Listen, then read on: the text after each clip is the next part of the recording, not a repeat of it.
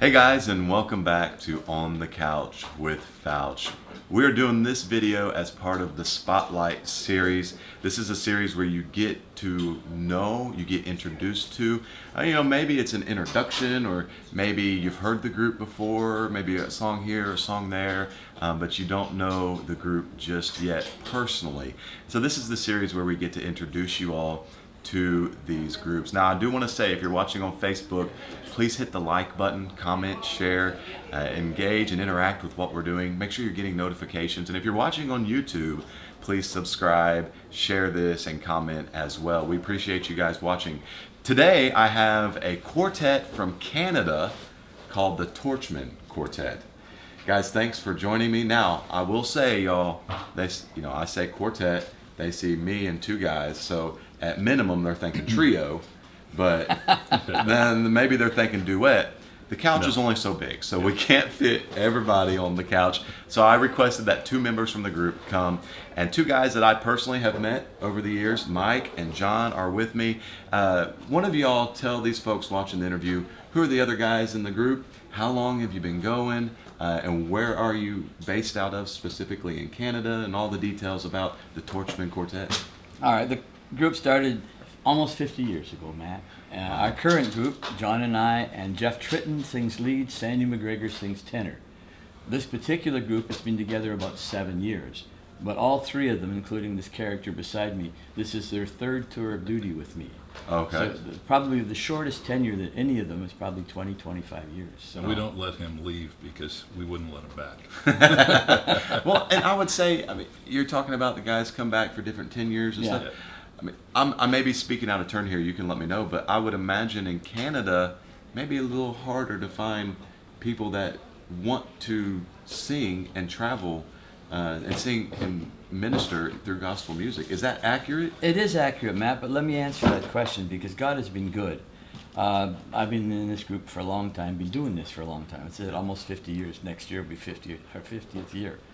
But every time there seems to be a hole in the group, God answers it. Now, a quick illustration, all right? We lost two guys on one weekend after we came home from National Quartet Convention.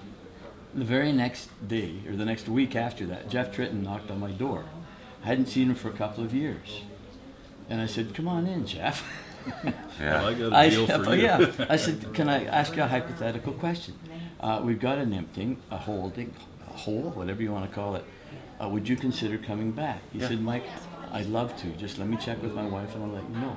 And that's how we check with the boss. Back to this is what guy. He was saying. Yeah. And that's how God has filled the holes over the years. And we're well known in Canada. I don't like bragging about us, but we are the best known quartet. And for years we were called the premier quartet. I don't know what that means exactly. We just used it because it sounded good. Sounded good, yeah. But everybody knows us, and they know if there's an opening, my phone rings. That's basically what happens. But God has continued to bless and fill the holes over Right the now years. we're looking for a baritone. Okay. Where are y'all based out of in Canada? Ontario. Okay.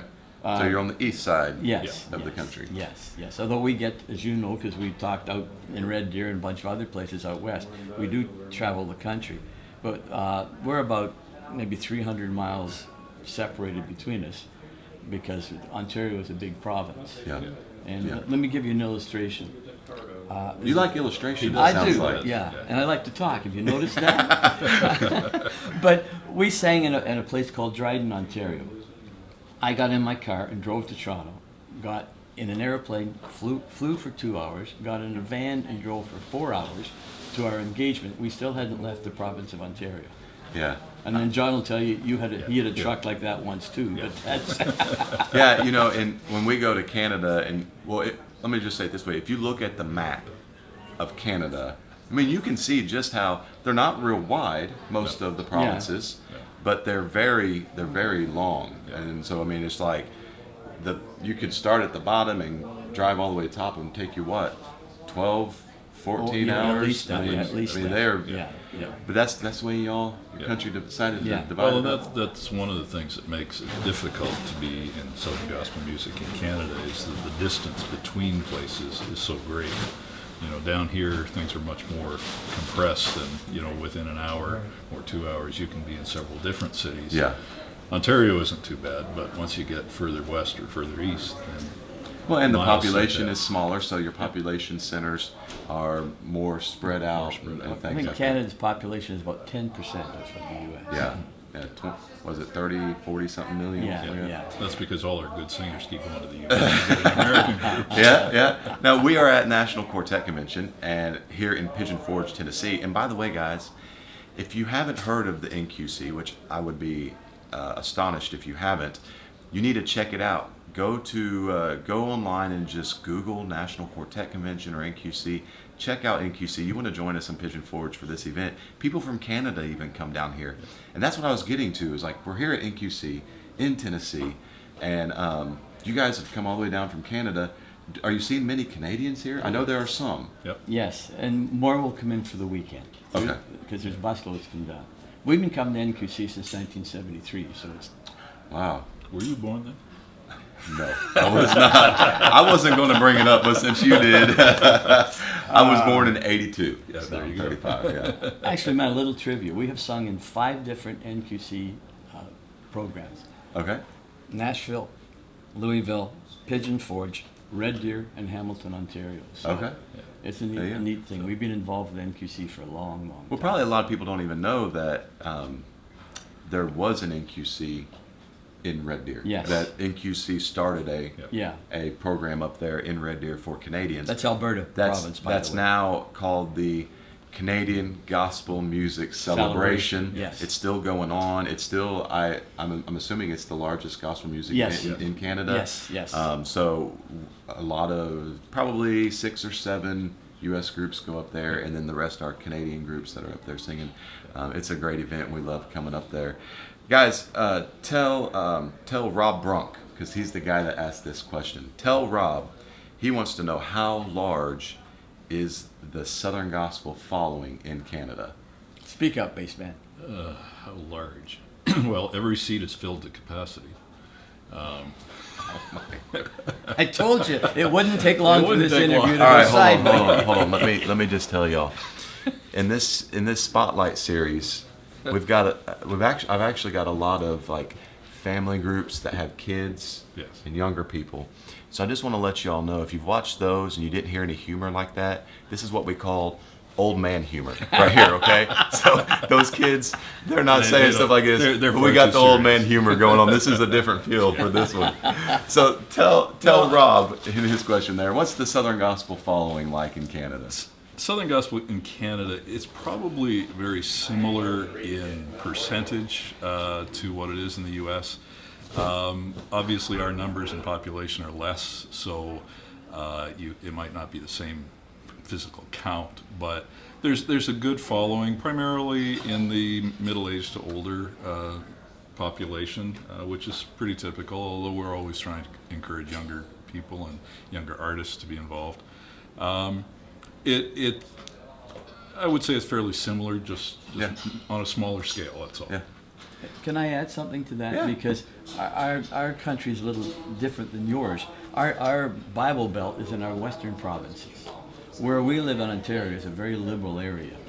So it's easier for their western groups than it is for where we live. But God has blessed us, and we have several other groups that have been around as long as we have, that have worked for a long time for the Lord in our area. Yeah.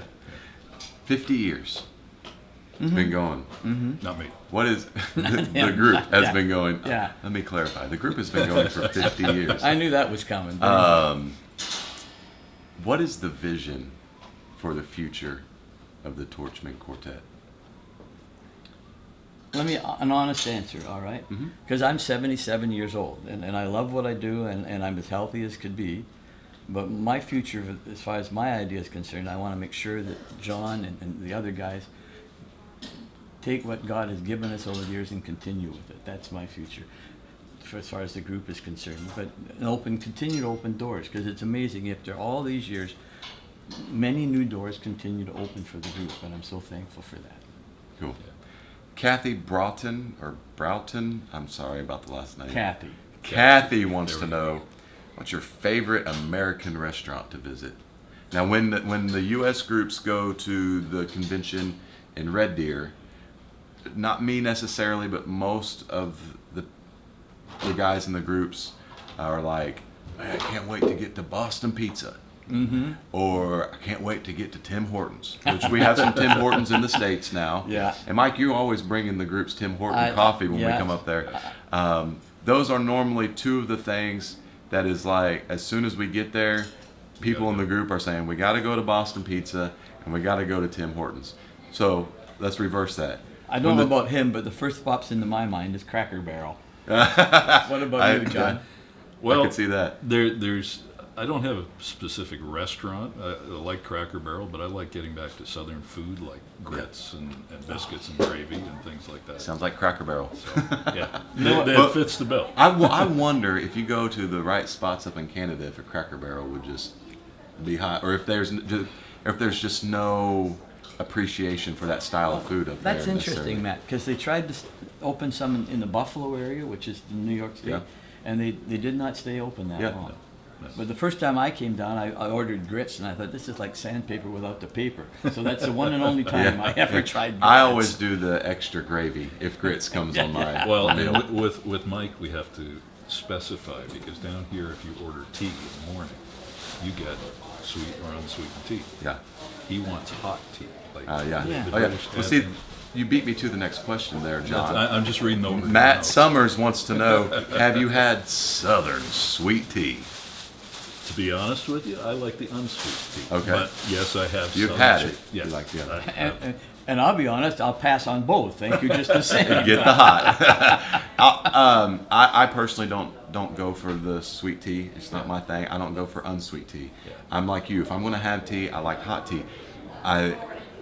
But I'll say the caveat to that for me is when we go to like to the UK and Canada, the coffee I usually pass on and I go to the tea. Yeah. In the U.S., I go for the coffee. I mean, it's just, I don't know. It's just funny how you go to different areas. It's something different. Well, But here in the southern U.S., it's that southern sweet tea. There you go. There you go. Well, you have to adapt to the culture you're in. Yeah, exactly. If you could describe the Torchmen in one word, what would that word be? Twisted. I knew that was Again, guys, I'm telling you, this old man humor here. No, I think of all things that I would say the Torchmen are. We named our last project Faithful, and I think that probably is the one word that would describe us. I mean, after 50 years, you've got to be either crazy or very committed to doing something. And Yeah. I think that word probably fits us best. Yeah, The word that pops into my head is constant, that sort of thing. No matter who we've had in the group over the years, people know Consistent. that consistent. People know that they're going to get what they're going to get. Yeah. Be thankful for that. We always make sure, no matter what program we do, whether it's secular or whatever, that we're going to, as quietly and as subtly as we possibly can sometimes, get the gospel message across. yeah. One of y'all, or both of you, in just a few sentences, what does the Lord mean to you? Go ahead, John. Well, I think in a few sentences, I know it's hard to do. it's hard to because there's condense so it much, into just a few sentences, but I mean, bottom line, some people will view Christ and Christianity as a crutch. I would view it more as a stretcher because there's no way that I could even limp into heaven. Yeah. It's everything. I mean, you can't take one breath any day without Yeah. Christ affecting it. Yeah. Yeah, for sure. A song that we are closing with, or almost closing with the last little while, is "He's All I Need," and I think that sums it up. Yeah. I can't think of a better way to say it. Matt. Yeah. Yeah. And at the end of the day, He is all that we all need. Yeah. That's right. No matter where we're at, what we're facing, what's going on. Or what He's we the think one. we need. Yeah, you're right. I have a very rich friend of mine who died just recently, and it crossed my mind that he came into the world with nothing, and he left the world with nothing physically. But I'm thankful he knew the Lord, so he had everything. Yeah. Amen. I had a friend a long time ago. His family was a little more wealthy than the rest of us, and we would always say, man, you can do that. Y'all are rich, just Yeah. because they had a little bit more money than Yeah. than it seemed like than the rest of us that hung out. Like, yeah, you can do that. You got more money than us, whatever. And he would always say, "We're not rich, but we're rich in God's love." Amen. And he would say it jokingly, Yeah. but now at 35, you have to have money to live, and you got to have a car to drive, and you got to make a house payment and pay the utility bills and put food on the table. So you got to have monetary wealth to a degree. But man, we need the richness of God's love more than anything else in our lives, for sure. And that was a kind of a funny phrase back then, but it's oh so applicable as you become an adult and realize what that really means. Normally at this point in the program, I do a crazy, fast-paced, try to catch you off guard thing called the Fouch Zone. But with a 77-year-old fella sitting next to me, we don't need any health scares or issues right here. So I'm going to keep it toned down, okay? All right. We're just going to do a little thing called this or that, all right? And before we do this, I forgot to do this part. I want you to tell these folks where they can get to know the Torchmen a little better, social media, website, stuff like that. Well, we have all your usual social media outlets. We're on Facebook, Twitter. I think we're on Instagram at the moment. www.torchmen.com. We'll get to our own website. Our music is on iTunes and a few other media outlets as well. So, yeah, we're out there. All right. And it doesn't matter if you're in Canada and you're watching this, you're in the States, you're a pastor, promoter, whatever. Look these guys up, get in contact with them if you want to have them at your event for a service. They'd be thrilled to come because they do concerts in the U.S. as well. So make sure you check them out and listen to their music too. I think you'll enjoy it. Yeah, there is some music on YouTube as well if you want to listen to it. So go check them out. Now, back to the this or that. This or that. It's not going to be hard. It's going to be easy. But we're going to keep it quick and easy, okay? All right. Yeah. No old man jokes over here. All right. First question. Acoustic or a cappella? Which you choosing? Acoustic. Acoustic. Okay. Fruits or veggies? Neither. Is there another option? Come on, Mike. Meat. You got to have some fruit and veggies. You can't have ribeye all the time, man. No. Oh, let's go veggies. Okay. I was going to say bananas because they're appealing, but I won't do that. What did I preface this whole thing with? Okay, let me do the last one, and then I got one last thing to say. Okay. Fast song or slow song? Fast song. I hesitate because either are right in their place. Right. So I'll say fast song because it keeps me awake. It keeps you going. Okay, now let me close this out here real quick. We did these old man jokes, but I, as a dad now, I've got a 2-year-old and a 6-year-old, I have been known recently to start doing the dad jokes. Yes. Right? And so I know down the line, some of these appealing jokes will be appealing to me. Your kids. Did I start already? You're With that one right getting there. there? You're getting there. When your kids go, "Oh, Dad," Yeah. then you've hit You've that arrived. stage. You are there. Guys, thanks so much for You're joining, welcome. man. I had a blast with this. Guys, you want to go check out the Torchmen Quartet, and make sure you hit like, comment, share, subscribe if you're watching on YouTube. Thank you, as always, for watching On the Couch with Fouch. I hope that you have a great day, and until next time, God bless you and take care.